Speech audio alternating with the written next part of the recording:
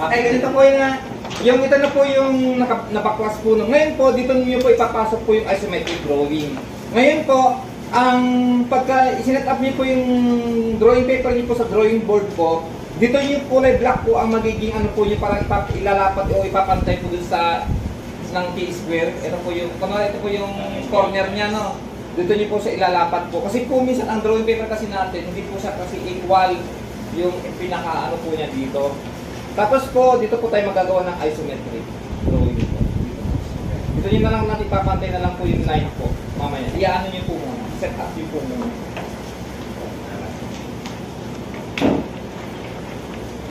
Isa mo na? Alin dito? Isa-isa. Ito.